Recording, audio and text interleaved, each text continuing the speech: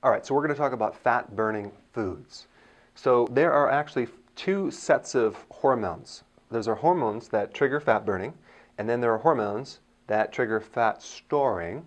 And this principle really comes into play as you age, because when you're young, you have a good metabolism, you can pretty much get away with anything. But as you age, you have to consider the hormones. So we want to go away from the calorie counting and focus more on how foods influence the hormone effects.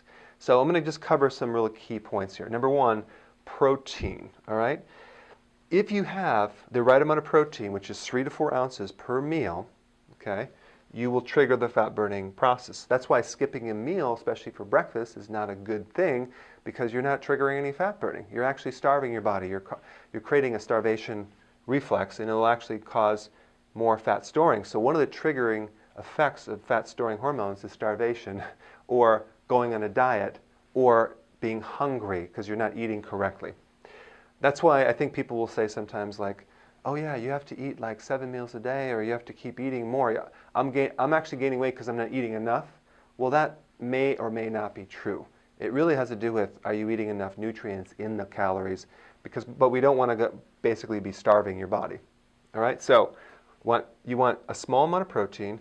Anything excess, like let's say 10, or even maybe sometimes even 9, 10, 11, 12, 13, up to 17 ounces of protein per meal.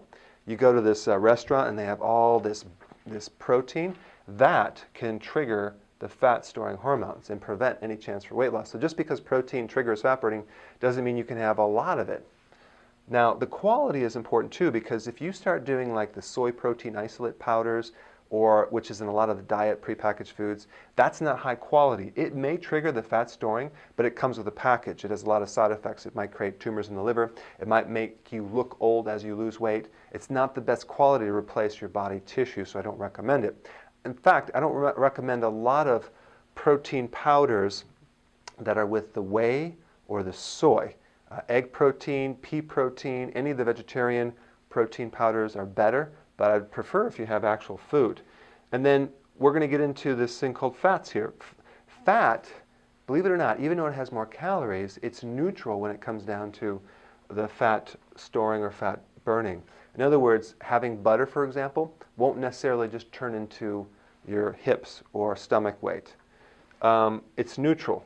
However, when you have certain fats like greasy, deep-fried foods, that grease can affect your liver and block the fat-burning process, because all the fat-burning hormones work through the liver.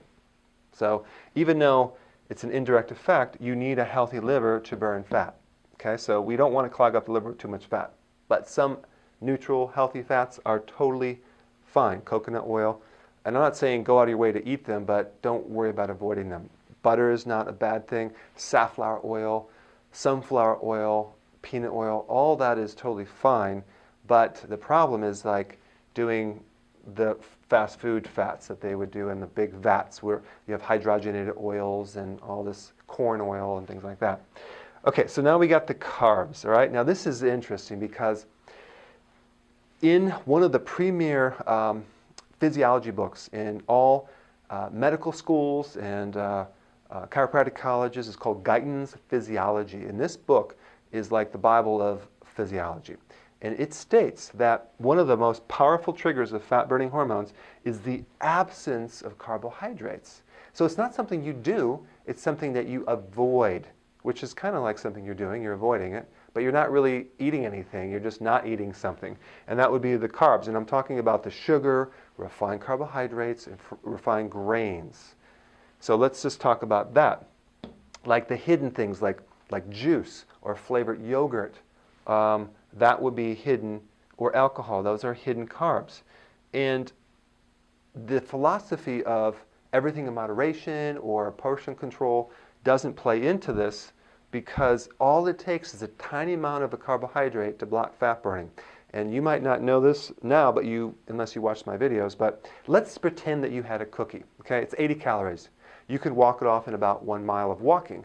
But the insulin response in that one cookie, if your metabolism is slow and you're getting older, could inhibit fat burning hormones by up to 72 hours.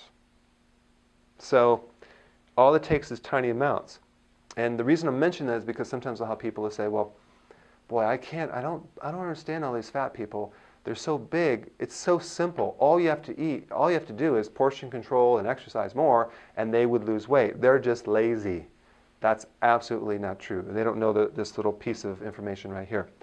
So, and when you take a carb and you add protein, it really spikes the fat-storing hormones. So, like if you had a hamburger or a sweetened sour pork at the Chinese restaurant, or like some type of protein with bread or sugar, that is worse combined than having them separate. So it creates more of a effect on the fat-storing hormones. That usually comes into play when you're going out to dinner. Now MSG, monosodium glutamate, that would be hidden as modified food starch. That's a flavor enhancer. That also will spike insulin by 300%. It's in a lot of junk foods to make the food taste better than it really is. This is a deadly fat-storing substance because it acts like sugar almost, I mean even worse than sugar, because it creates a spike about 300% more than sugar. So MSG is pretty deadly if you're trying to lose weight. Now fruits. Fruit doesn't necessarily cause you to gain weight because of the fiber buffering effect, but if your metabolism is slow, and really slow, the less fruit that you can eat. What I would recommend is try not to eat a lot of it, but hit your goal and then add the fruit in to maintain your weight. So fiber does buffer the insulin response. So that means instead of juicing, blend food so you have all the fiber. It's very, very important. Okay, so then we have stress. Stress does trigger the fat-storing hormones. Now, if your metabolism is slow and you're burnt out and you're not sleeping, you should not be doing high intense exercise because you're not going to be able to recover from it. So low recovery, no sleep, high exercise, you're going to get fat. All right? Now, the best exercise to do when you're under stress or you're not sleeping is low intense exercise because you will burn more fat than high intensity depending on your recovery and your sleep. But sleep in general does help you trigger the fat burning effects. Okay, so sleep is one of the triggers, and intense exercise is also one of the triggers if you're sleeping, if you are recovering. Okay, so the exercise thing is dependent on your overall health and your metabolism. So what I did is I actually combined all the hormone triggers for the fat burning and all the fat storing triggers, hormone triggers for the fat storing effects right here on one piece of paper. I summarize everything to make it simple. So you can download this form in the link below and then read it, study it, apply it, memorize it, and then send me your success stories because this really does work if you follow it. Hope you enjoy this. I will see you in the next video.